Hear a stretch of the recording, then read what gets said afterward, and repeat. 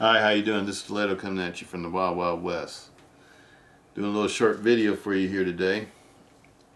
This is going to be on the new Holdout 2 limited edition OD Green CTS XHP DLC coated with the OD Green American G10 scales and Teflon coated hardware and spine and spacer and clip.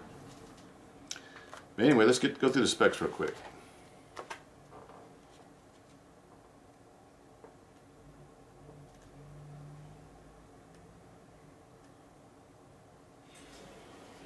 This is coming to you from the Lynn Thompson Special Projects Catalog number 46, 2015.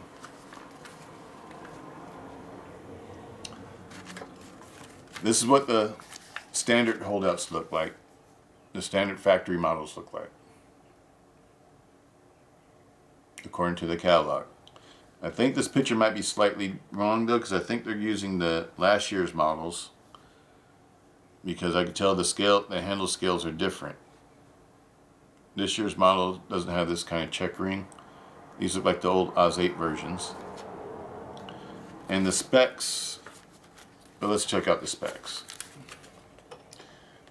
Here it says we got a 4-inch blade, overall length is 9 inches, 5-inch handle, 4-inch blade. Weight is supposed to be 4.2 ounces. Weight is supposed to be 4.2 ounces. And blade thickness is 3.5 millimeters. Okay, let's set that aside. Again, the model number is 11HLVG. Holdout 2, plain edge OD green. It's supposed to be weighing 4.2 ounces. Let's check that out.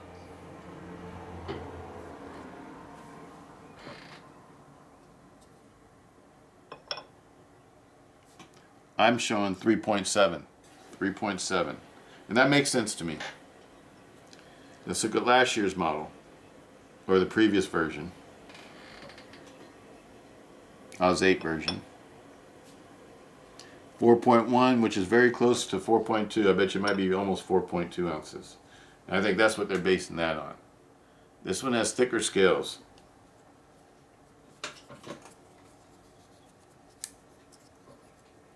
You see the differences there. I don't know if you can tell that the scale pattern is different.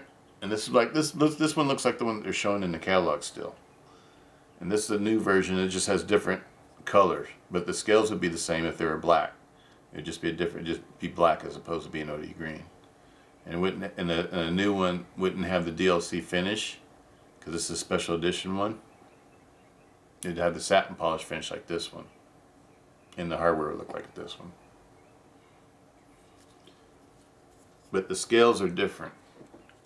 The thickness on them is different. The knives actually will feel, this one feels heavier than this one.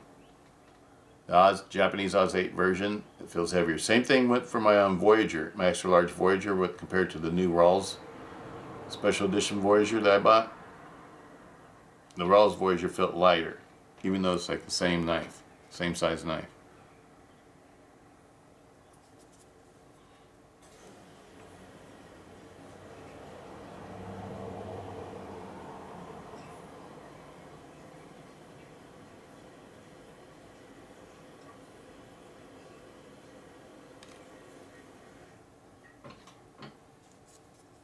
Fit and finish are perfect. I love the new OD green color. This new OD green, and doesn't do it justice. I don't know if you've seen them in the pictures of them like on Amazon. This one came from Amazon, but it looks bright.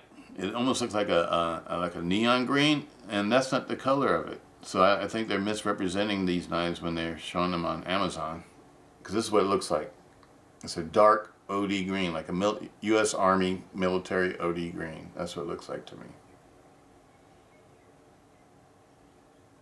Looks like the OD green that we used to wear back in the 70s for our uniforms. Looks like that kind of green. Military green. Doesn't look like neon green or zombie green or whatever you want to call it, apocalypse green, nothing like that. This is a really nice handle color if you ask me. Looks like U.S. military.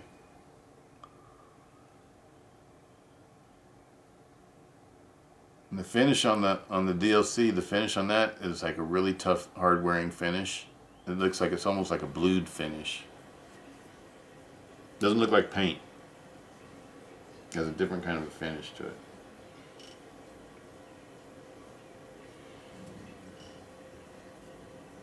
I'm really digging it.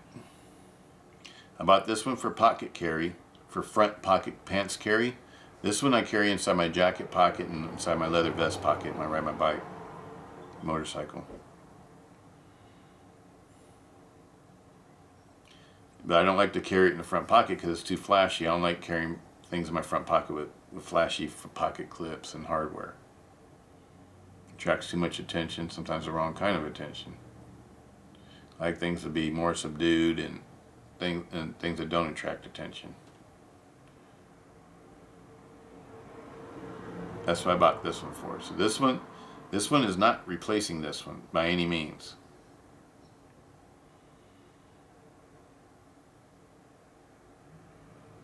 I know Japanese Oz 8 steel is not supposed to be on the same level by steel enthusiasts as CTSX HP, but it works fine for me.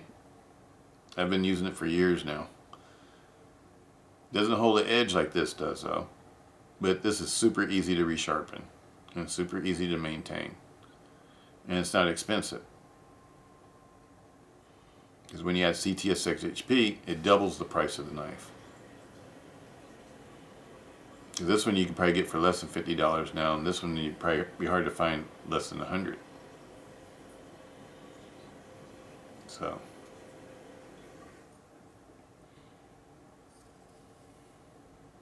and they're both great knives. I'd highly recommend either one of these knives.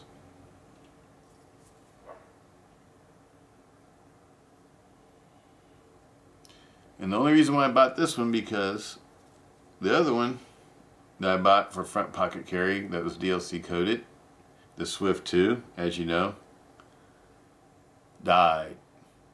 The lock bar spring broke. And I'm not going to get another one because I think when I saw that piece fall out, I took a good look at it. It was really thin and flimsy looking. And I said, no, they're going to have to change that before I buy another one. But if they, I think they should just use a traditional style triad lock spring in it, lock bar spring, instead of going and trying to do something different. But it's Cold Steel. It's their company. They're going to do what they're going to do. I hope they fix it though, because that was an excellent knife. But it's led me into buying a couple more.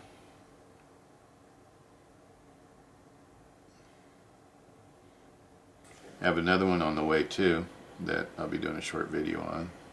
It's a different model. The only ones I'm getting in the DLC finish with the limited edition ones will be the ones I like the most. So that tells you right there, I love the holdouts. I love the holdouts because they're very concealable, very flat, very lightweight, and they're super fast compared to the other ones.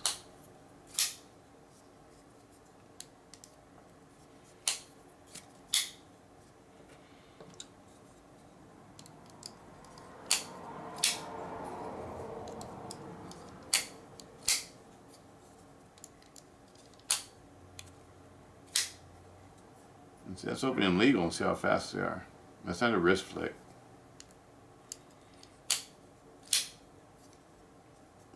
That's opening with the thumb stud. It's perfect. It's a great knife. Super strong, lightweight.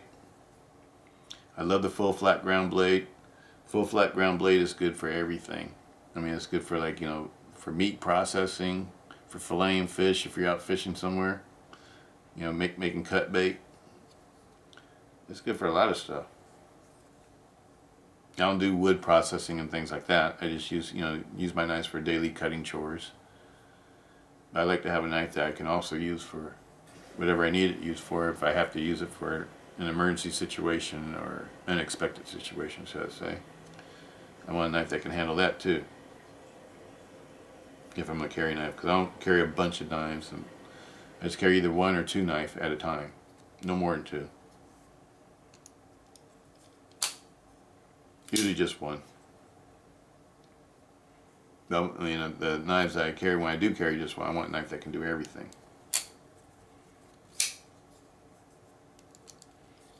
And the holdout is an excellent knife for that, in my opinion. It's an excellent knife for like everyday pocket knife chores, opening up letters, and because of the shape of the blade, it's perfect for opening up packages and letters.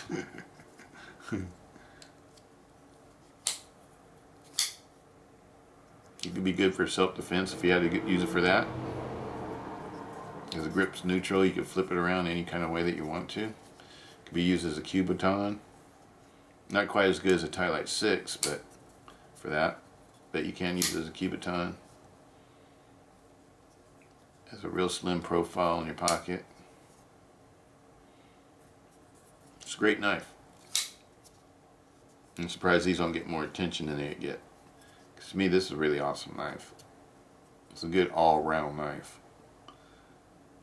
For somebody who wants to carry a tactical folder that's very capable of doing whatever they need it to do. Now this blade is not a pry bar. This has probably got one of the weaker tips out of all the cold steel knives, the holdout 2s. As you see, it comes to a pretty, it's sort of like a culinary knife blade, the way the blade is made. The Scottish Skene was used for culinary purposes too. For eating food and cutting steak and doing all that kind of stuff too. So that's why it looks a lot like a culinary blade shape. And the big one, when you get the big one, the XL, it looks like a cleaver. Like a meat processing knife to me. Like a folding meat cleaver. But this is a very useful blade though. Because it's got enough belly to be, you know, really good at cutting things. And it's not super thick, so you can slice things very thin. You can slice meat, you know, slices of meat, like when it's partially frozen. If you want to, you know, make a dish that has thin sliced meat, you can use this for it. That's what I do. And or cheese or things like that, cheese and crackers and salami and stuff like that. And it's good for all that kind of stuff. I guess it's like a gentleman's blade. But it's also a good, you know, self-defense blade too. I really like it. The holdout 2 is probably one of my I'd say top 5 favorites. This size right here. And I have all the sizes. And I have ones with serrated edges. This is a favorite one. This one I like the best, the holdout 2. Usually for knives I like to carry, I like them to have a 5-inch handle, 4-inch blade, or 3.5-inch blade, 4-inch blade, 4.5-inch blade, right around in there somewhere. I like the handle to be like from 4 3/4 to about as big as maybe like even 6 inches maybe. I like a good purchase on the handle. I don't like a handle that's just barely fitting in my hand. I like a handle that some of the pommel sticks out the back. You can grip a little bit on the back so you can increase your reach. Turn your 4-inch blade into a 5.5-inch blade. And still have good grip.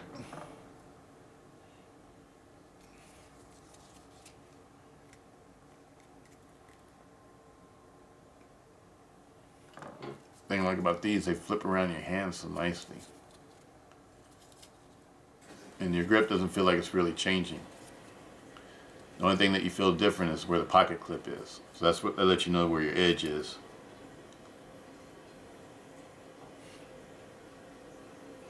I like it. See, this one's still a little bit stiff. There we go. Now they have the same thumb studs that they had before. So if you're left-handed, you might want to flip it around so you have the better purchase side of the thumb stud on the left-hand side. Okay, not the total ambidextrous thumb studs. The pocket clicks are totally ambidextrous. They can be flipped around from one side to the other side.